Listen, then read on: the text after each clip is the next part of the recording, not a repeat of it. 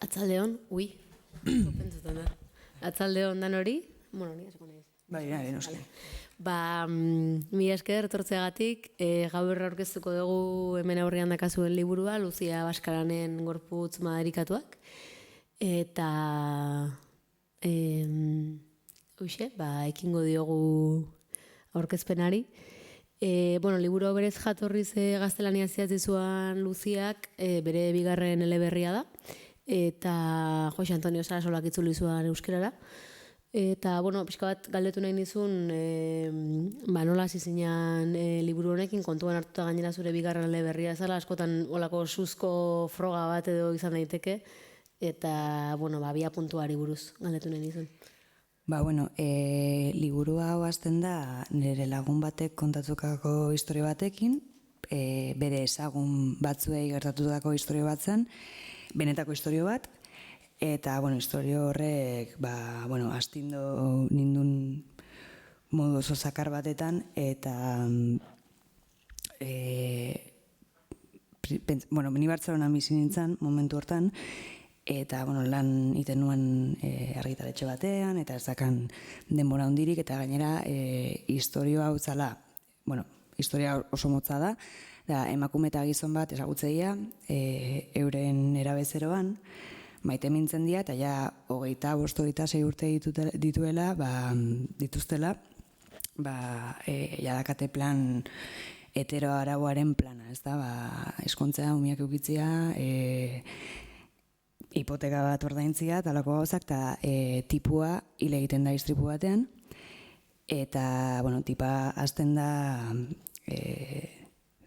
bere gizonaren anaiakin liatzen. Eta obsesionatzen da haurdun geratzeko ideiakin, ze pentsatzen du oso konbentzituta dago, horrela hilda bizitzara ekarriko duela, ez da. Eta, emakumea oso emakume arrunta zen, zan txoro bat, eta galdera bat behin eta berriro etortzezian burura, eta galdera zen nola emakume hori aiatu zen konklusio hortara, edo zer gertatu zen bere prozesu mentalan horra iristeko.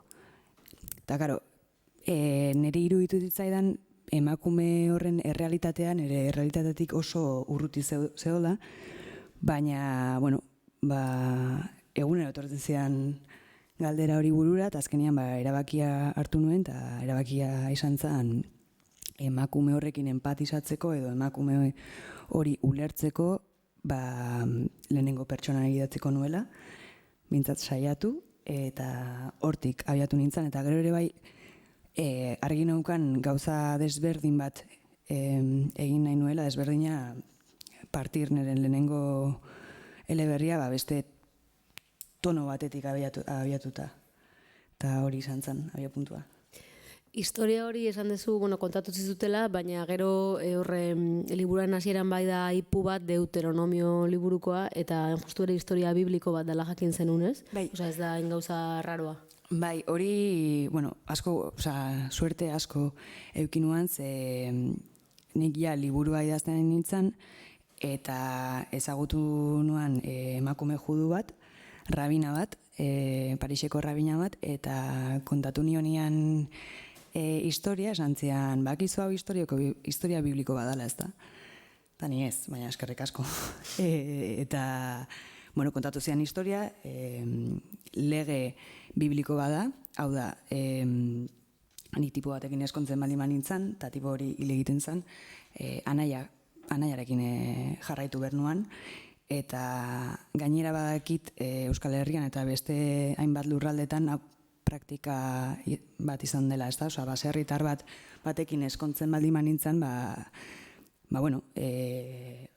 hil egiten baldin zen, bere anaiakin jarraitu berko nuan, ez da? Eta da, ideia hau asko interesatzen zait, hau da, etxea eta emakumeak gizonen propiedade bat bezala, ez da? Nolabait etxera eskontzen zinela, ez gizon batekin bai, baina etxe hortara ere bai. Etxe hortara eta familia hortara gainera, ez da? Osa, da, como familia eraikitzeko modua hori zan. Horrek asko interesatzen zitzaidan, eta hortaz aparte, familiaren rolak, eta nola hartzen dugu gure rola familian barruan hori ere bai nik uste gai nagusienetakoa dela.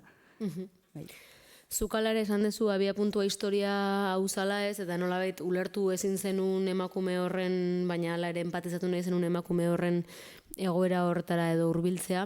Gero berari beste alternatibo bat edo beste bide bat. Liburu irakurrez baldin badezu ez dago gehiagi desbelatuko, baina berari beste bide bat edo eskaini diozu, ez? Hasieran aipatu duzun bide hain markatu horretatik urrutiago. Eta, bueno, pixkat hori zergatik egin nahi zenuen, edo nola iritsi zinen horra kontatu? Historia hori abia puntua zen, baina bai egia da nik gai batzuk neuzkan buruan, eta gai horiei bai, probatu nahi nuen. Historia eskusa bada azkenian, eta, bueno, emakumeen arteko adiskidetasuna, bai, gogoak nezkan horri buruz hitz egiteko, ze uste literaturan, eta, bueno, ez bakarrik literaturan, zinean bai, ez daude emakumeen arteko istorioak, ez da, beti dia, gaina dago imaginarioa izaten duna, emakumeak gure artean gaiztoa garealda, eta hori ere bai apurtu nahi nuan, eta horrek ez du esan nahi neure pertsonaien adizkidetasuna perfektua danik, baina, bueno, bai, beste ikuspuntu bat eman nahi nion emakumeen arteko harremanei, bai. Emakumeen arteko lehiakortasuna hala ere agertzen da baitere liburuan beste pertsonaia batzuen bidez? Bai, esan dut, nik ez nuan nahi, bueno, emakumeen artean ez daude arazorik, eta denok laguna geha eta utopia feminista bada, ze gezurra da, orduan, nik uste danak gaudela patriarkatuak danoi zerkatzen gaitula, eta hori ere berak erakutsi egin behar da, ez da. Gero, familiari buruzko beste gaietako bat esan duzu landu nezen unazala, familian dauden rolak, eta nire adibes oso interesante iruditu zait, batez ere, bi protagonistak Alizia eta Martin deitzen dira, Martin lehengo horrean hiltzen da, baina Martinen familiak indarra handia dauka, edo presentzia handia dauka liburuan, eta oso interesgarri iruditzen zait, estena batzuetan nola erakusten duzun pertsonaia horiek nola bitere kanpotik daukate irudi bat edo lehen irudi bat daukazu aiei buruz, eta gero beraien beste aldea edo beraien ekintzak nundi datozen edo ere bai agertzen da, ez? Amak hasiera baten itxura bat ematen du, baina gero bere be aldea edo ere ikus daiteke eta berdin beste pertsonaiekin. Bai, lehenengo liburuakin ez nuen egin pertsonaiekin lan handi bat. Hau da, nik idazten hasi nintzen, eta un poco aberbenir, ez da? Eta bigarren liburuakin bai argi neukan pertsonai bakoitzak eduki bertzula biografia txiki bat edo, zergatik egiten duten gauzak, zergatik hitz egiten duten moduan, eta bar. Bai, nik uste idazterakoan oso zaila dela, pertsonai konplejoak itea, eta hori izan zen, motivazioa handia niretzat. Saiatu itia, alde asko duten pertsonaiek. Beste berezitasun bat liburuana eta zure egitzetan ere bai egartzen da, badaukazula errealidadeari buruzko irakurketa kritiko bat, eta liburuan bertan badaude oinoar batzuk, eta horietan sartzen dira hainbat gogo eta hainbat gairi buruz, igual ez hain fikziozkoak, eta beste pentsalari batzuen gogoetak agertzen dira, Sapir-Whorfena, gero body monitoringari buruzko beste gauza batzuk, pixka bat, berezitasun horri edo zergatik egin zenion tokia? Tokia eman nahi nion, ze erakutsi nahi nuan Aliziari gertatzen zaien gauzak ez dira berari bakarrik gertatzen, baizik eta biolentzia sistemiko batzuk diala eta emakume askori gertatzen zaizkigula. Eta momentu batean dudak eukin itxuan, zalantzak eukin itxuan, ze egia da aipu horiek kenduta eleberria funtzionatzen dula bai, baina hor bai pentsatu nuan inain nula, ez dakit, ardura bat sentitu nuan eta hori hor jarri nahi nuan, bai.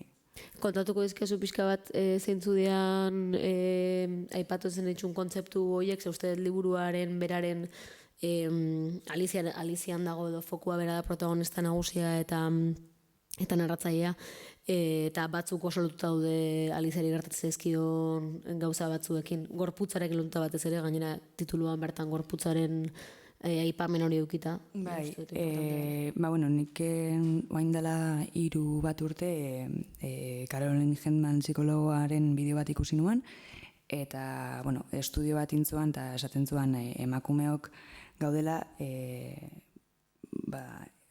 uste ziala, 30 segunduro gure fisikoaz pentsatzen. Hau da, nola daukagun hilean, nola gauden eserita, nola hitz egiten dugun, eta, bueno, hori Alizian sartu dut, eta gero aipatzen dut, aipuan, eta bestalde asko interesatzen zait, bueno, hizkuntza nola funtzionatzen du gure pentsamenduan, eta hasi nintzen, hizkuntzari buruz irakurtzen, eta horregatik sartu nuen Sapphire Wolfen hitzak. Apur bat, Sapphire Wolfen igual apur bat luzia, baina iruditzen jata, Osa, ja, hilabete batzuk pasa dira, eta bai igual iruditzen jata apur bat luzia, baina bueno, hor da ona. Bai, gero egia da baitere denbora pasatu eta gero irakurtzen dela denbora da editore... Bai, editore ona, bai. Pertsonaien... bueno, irakurri nuenean lehenengo aldiz, liburu honen... Daniel izan zen lehenengo irakurlea. Lehenengo bersio bat irakurri nuenean, bai. Eta egia da irakurri nuenean, edo nabarmendu zitzen gauzetako bat izan zela oso... nire bizitza edo nire antzeko bizipenak islatuta ikusten dituela, eta badakitu oso galdera tipikoa dela, baina pixka bat belaunaldi jakin bati buruz edo ari zara iruditzen zaizu, edo ez da kontzientea, baina gero derrigorrean emaitza hori da, justu ere zuk ezaguz eduzun gauzei buruz idazten zulako, edo... Baina esken nahi bai iruditzen zait, 70ko tipo batek idazten baldin badu bere errealitateari buruz, edo bere adineko buruzko jendeei... Jesus, maita, bagratu, bai, eske niri belaunaldin adjetiboa iruditzen jata bakarrik erabiltzen dela jende gaztiakin. Nik uste dana dela kontemporanea, oza, gaur egun idazten baldin maestu. Bueno, belaunalde guztia daude bizirik. Hori da. Bai. Beste ari mutur bat heldu nahi niokena da pertsonaien klasea edo pertsonaien egoera sozioekonomikoak ere bai badaukala toki bat, edo horre buruzko hausnarketa batzuk ere sartu dituzula, batez ere Aliren lagun Aneren bidez eta Martinen familiarekin alderatuz, baita ere kokalekua nahiko herri, Gipuzkoako herri asko bezala, baina oso herri oparoa edo da, eta pixka bat testu inguru hori ere bai agerian jarri nahi izan duzu. Bai, oza, nik, patriarkatuak zeharkatzen gaitula argi dago, baina klasea be bai, eta hori oso argi, oza, hori intentzio batekin zan. Ane eta Martine arteko oso klase desberdinetik datozte, eta bai hori inuala, saiatu naiz beti egiten ez kontatzen baizik eta erakusten, nik hori, literatura hori dela pentsatzen dut, eta bai hori, intentzioa zegoen, eta hasi nintzanean banekien hori islatu nahi nuela oso argi neukan. Hain justu ere kontatzeko modu hortan orain dela gutxi liburu irakurri duen lagun batek eta oso gustu irakurri duen lagun batek aipatu dit, nolabait ere emozioen edo emozio batzuen edo sentipen batzuen gordintasuna edo agertzezela, eta berak aipatzen adibidez usainarekin daukan harremana alik oso deigarria egin zitzaiola eta oso identifikatuta sentitu zela, eta ez dakit zuri gustatzen zaizun literaturan horrelako gauzak irakurtzen dituzun, edo pixka bat... Niri asko gustatzen zait, liburu bat irakurtzen nahi naizenean da usaindu eta ikusi, ez bakarrik ikusi, baizik eta zentzu guztiekin disfrutatzea asko gustatzen zait, eta hori nik azkenean saiatzen naiz idazten irakurle bezala gustatzen zaizkidan gauzei buruz, eta modu hortan saiatzen naiz behintzat. liburu honekin, lehengoarekin alderatuta, uste dut edizio lan handiagoa edo prozesu pixka bat buru belarriago aritu zarela hortan, zer aldatu da edo zer ikasi duzu bide honetan? Jo, aldaketa nahiko handia izan zen, ze, lehenengo liburua Donostiko argitaletxe txiki batekin argitaratu nuan, eta ez dakat inungo kejarik, baina eurek esperientza handirik, eta liburua edizio oso txikia izan zuen. Gaur egun irakurtzen baldin badete bai, segituan konturatzen naiz, asko ze hobeto editatuta egon daiteke, baina ez bakarrik euren arduraz, nerian bebai. Eta bigarrenean, nik uste nuen nola, gaztelania esatera nuen Temas de Hoy dela Planetako argitaletxe txiki bat, eta, suerte asko eukinuan, ze Planeta monstro bat da, azkenean, eta ez dakizu zelako tratua eukiko duzun, baina nire kasuan, jende gaztia zan, hiru pertsona dira argitaletxean, jende gaztia, eta, asko maitatzen dutela egiten duten lana, eta hori asko nabaritzen da, eta hori, egon ginen buru belarri, 3 hilabete. Eta gero, euskaraz itzultzea, ilusio handia egintzean, egia esan da, eta, esperientzia izan da pasada bat. Nik uste suerte handia dakadala. Ja, ez dago aipatu Alberdaniak atera du liburua, eta gainera uste dut gero igual Jorgek hitza hartzen nahiko du, baina uste dut irakurri zutenean entusiasmo handiz hartu zutela liburua. Ez dakit denbora zela guazen, segi esan erloju gabe, no? Ez dakit norbait galderaren badaukan, edo bestela pixka bat gehiago jarraituko dugu guk galde erantzunetan. Jarraituko dugu. Ez dakit beti aurkezpenetan zaila da, ez dezu destripatu nahi liburua ez da ere. Martin eta Alizia aipatu ditugu, eta aipatu dugu Martinen familia, ane baita ere, Aliziaren lagun mina, txikitako lagun mina. Agian aipatu ez dugun pertsonaia bat dago, horrelako pertsonaia misterio itxutxamar bat, eta uste dut pertsonaia honekin duda batzuk eduki zen dituela bere garaian, edo ez? Otorekin. Ez akordatzen. Ez que, claro, nik liburua bukatu nuan, oain dela urte bat. Otorekin zalantzak... Oto da Martinen anaia bizirik dagoena, eta... Bai, hori da. Kostatu ditzaidan gehiago Otoren perfila itea, Oto ezagutzea. Konturatu nintzen, Oto oso ondo ezagutu behar nula, bere, ez dakit, bere kualidadiak edo. Ezaugarriak. Bai, bere ezaugarriak, eske, hasi nintzanean, iruditu zitzaidan klitxe pixka bat, orduan Otokin hasi nintzen biografiak idazten. Bai. Pertsonai buruzko biografiak idazten zinen. Hori da, bai. Otokin konturatu nintzen, pertsonaiek behar zutela biografia bat bakoitza. Bai. Lehen aipatu dugu, beste bide alternatibo bat edo eskaini diozula Aliziari liburuan, eta gehiagi destrepatu gabe edo, badirudi hasiera baten hori ez egingo duela bide hori, nahia bat hildenez, bestearekin, eta polita edo interesgarri iruditzen zaitze batzuetan kritikatzen denean zerbait edo eredu bat, oso erresa da eredu horrek zer daukan txarra edo ikusaraztea, baina gero pixka bat zailagoa da bestela nola egin daitekeen erakustea, ez? Eta nik hori ikusi dut batez ere liburaren bigarren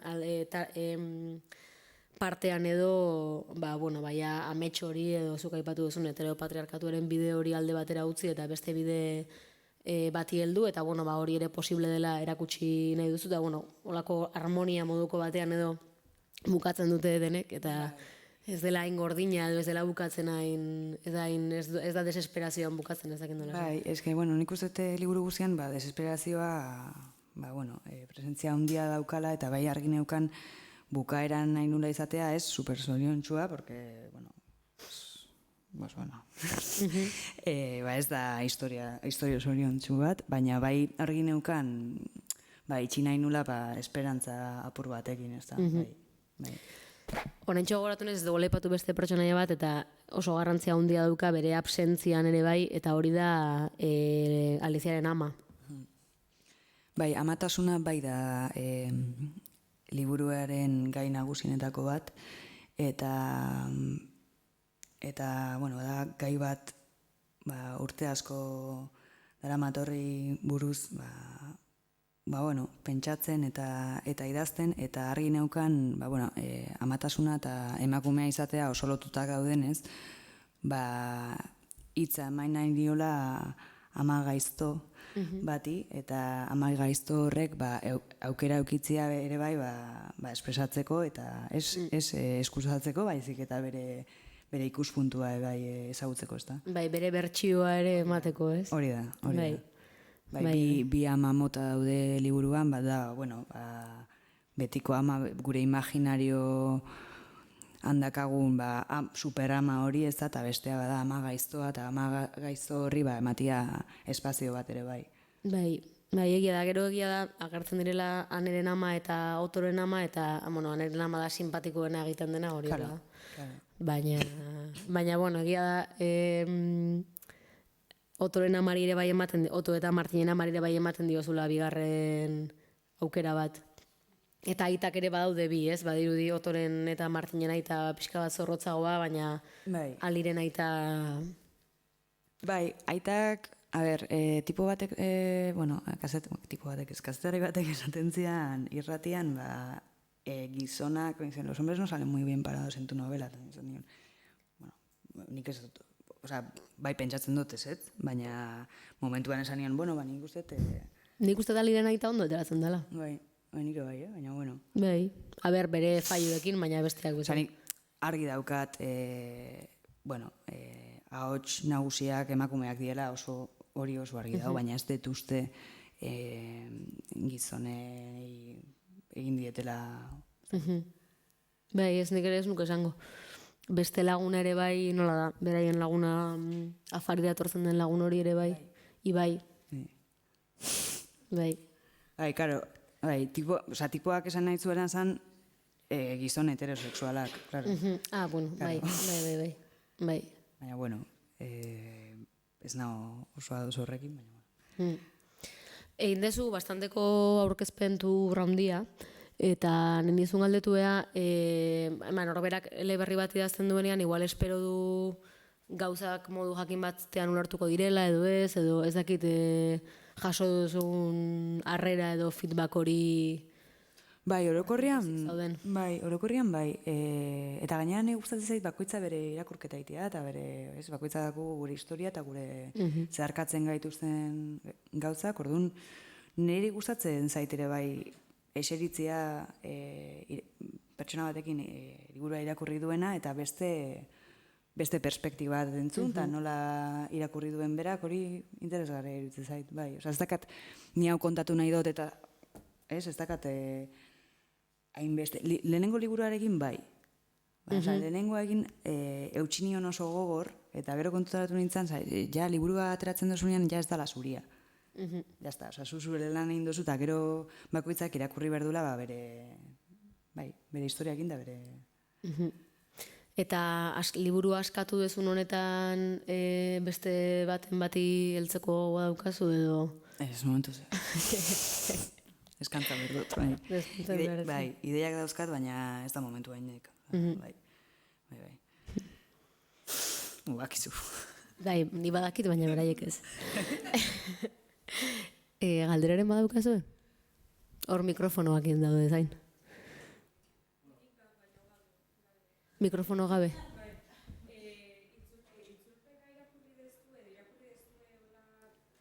Nik...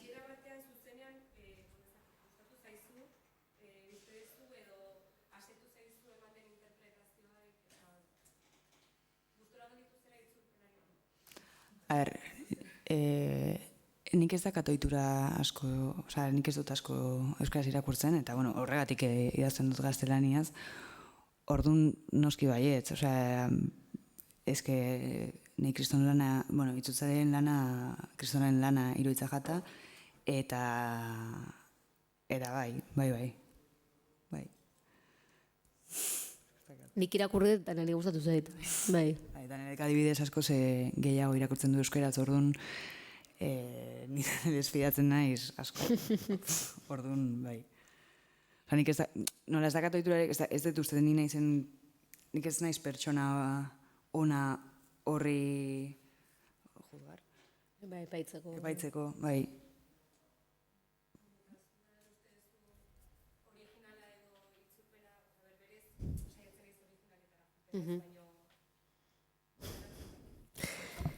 Bai, guztiz gomendatzen dut. Bai. Bakoitzak bere, nik egia da, gaztelaniaz irakurri nuela lehenengo bertsioa, bertsio zarra, eta gero zein nuan gaztelaniaz irakurri. Euskeraz irakurri nuan gero, orkesten hasi ginean justu orduan txe irakurri nuan, eta irakurri nuen oso, aldizut esan, irakurri nuela oso azkar, eta gaztelaniazkoa bere garaian ere irakurri nuela oso tiratzen zidala, eta horrelaxe irakurri nuela, así que bai, guztiz gomendatzen dut itzulpen ere, bai. Ez dakit albo batetik bada ere, baina kasu hontan igual aportatu nezakenik zerbait itzulpen kontuari buruz. Ez zan erabaki erresa izan, argitaletxe barruan, zeini enkargoa egin. Hasiera batean, hasi baino lehen aritu gara komentatzen, pixkate zirkulo txiki batean, Luziaren gaztelaniak berezitasun oso markatuak ditu. Ez da gaztelania inondik inora laua, ez da batere estandarra. Beraz, etzan itzultzaile estandar bat behar, baizik eta euskara barrutik ezagutzeaz aparte, euskara komunikatibo baterako joera zuena behar zuen, ez da? Alegia, alde batera utzi behar bada, apartatu batere komplejo hori gabe akademikotasunetik eta gehiago komunikazio aldera jotzea. Eta hori da, liburu honek oso markatuta zauken ezaugarri bat. Eta, hortatik hasi ginen bilatzen, eta, aukeratu behar izan zanean, Jose Antonio aukeratu gendun, nire ustez lan politia egin du. Lan politia egin du euskararekiko irreberentzia guztiak barne, eta inzuzen ere, akaso irreberentzia horien gatik, ez da. Gero, etxe barruan ja zuzentzaile bat izan du, zuzentzaile edo testu editore bat izan du, Michel Murua, horrek ere landu du berea, aportatu du berea. Beti ere aipatzen ari naizen hildo hortatik, edo ikuspegi hortatik begiratuta, alegia komunikagarritasunaren ikuspegitik. Eta nik uste, gure argitaletxeak pixkat ezagutzen duenak badaki, guk itzulpenetik asko diratzen dugula. Gure ezaugarritako bada. Eta esango nuke gure itzulpenetan eta asko atera ditugu, hau onenetako badala. Bat ere bildurrik gabe esango nuke hori.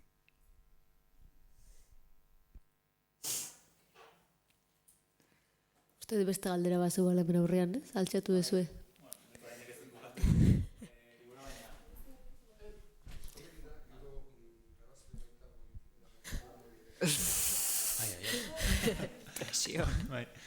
Nik oraindik ez dut bukatu liburua, baina bai atentzioa eman dit nola kapitulo batzuk oso motzak dien. Zergatik aukeratu zenun struktura hori edo teknikoki ze nahi du horrek? Nik idazten dodanean garrantzia handia ematen diot erritmoari, handia. Orduan asko mozten dut eta alik eta gehien mozten dut. Nahi nuen izatea, normalian nire ritmoan izkuste eta azkarra dela, eta hori mantentzeko, noizean behin kapitulo motzak alternatu ditut. Erritmoa da obsesionatzen nauen gauza bat, bai. Bai, flash batzu bezala, ez, dia hola tarteka. Nik uste horrek hori iten dula irakurketa askoz azkarrago eta askoz agil. Trebeagoa ez. Ezakit, horren itzultzaia... Arinagoa. Bai, Hori da, eskerrik asko. Besterik? Eta ara begirai da, hasi que hango normetan leku beako du. Nik beste detailotxo bat eranzteagatik, Danelek aipatu duen kontu bat, ez? Iruñan ere gogoratu nintzen eta esan nuen, igual gogoratuko zatezuek Iruñeko aurkezpenean. Hau da, nik guztiz erabat bukatu gabe nire bizitza guztian, eta ja badira 30 urtetara dijoa egitore moduan, beraz, bukatu gabe kontatatu detan liburu bakarra. Liburua bukatu gabe, kontatatu nuen. Bildur bain nintzen, zera, Luziaren agente oso neska fina da, oso emakume fina da, oso langile ona da, eta orduan sortu zidan olako espedatiba bat, pensatu, espaldin bat azkar erabakitzen, kendu ingo diate, eta ez nuen bukatu, erdi parera iritsi eta kontratatu nuen liburua bai, eta gero izugarri postu nintzen, bukatu nuenean. Efectivamente, hau... Ez da erabaki txikia, ze bukaerak aldatzen du liburua batzuetan, ez da gauza... Askotan. Hala ere susmoa nuen, ez nuke konfesatu behar, baina erdi pareraino iritsi eta bukaera irakurri nuen noski. Bai, bukaerak beti ematen du pista handi bat. Bada editorerik bukaeratik hasten dana. Ez dintzak lehendabizikoa izango, hori egin duena. Baina kasu honetan hori izan zen, eta, arro gaude liburu hau argitara eman izan.